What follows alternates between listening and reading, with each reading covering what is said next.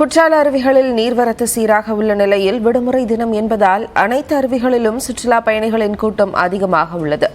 கூடுதல் தகவல்களை நமது செய்தியாளர் செந்திலிடம் கேட்கலாம்.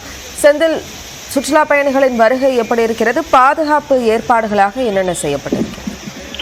ஜெனிபர் வணக்கம். அதாவது மேற்கு தொடர்ச்சி மலை அடிவார பகுதியில் அமைந்துள்ள குற்றாலத்தில் ஆண்டுதோறும் ஜூன், ஜூலை, ஆகஸ்ட் மாதங்களில் சீசன் காலமாகும். அப்போது இங்குள்ள குற்றாலம் மெயின் அருவி, ஐந்தருவி, புலியருவி, சிற்றருவி, பழைய குற்றாலம் உள்ளிட்ட அருவிகளில் ஆர்ப்பரித்து ஜில்லென்று வரக்கூடிய தண்ணீரில் குளிப்பதற்காகவே பல பகுதிகளிலிருந்து தினம்தோறும் ஆயிரக்கணக்கான சுற்றுலா பயணிகள் அருவியை நோக்கி வருவது வழக்கம்.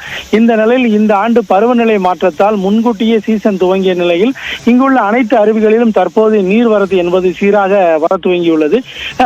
இருப்பினும் இன்று வார விடுமுறை தினம் என்பதால் தொடர்ந்து சுற்றுலா பயணிகள் எண்ணிக்கை கட்டுக்கடங்காமல் அருவியை நோக்கி படையெடுத்து வரக்கூடிய சூழ்நிலையில் பெண்களுடைய பாதுகாப்பு நலன் கருதி அருவியில் குளிப்பதற்கு குற்றாலம் மெயின் அருவியில் மட்டும் அதாவது வரிசையில் நின்று குளிப்பதற்கு போலீசார் அனுமதிக்கப்பட்டுள்ளனர்.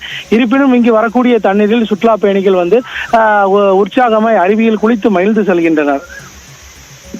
விரிவான தகவல்களுக்கு நன்றி செந்தில்.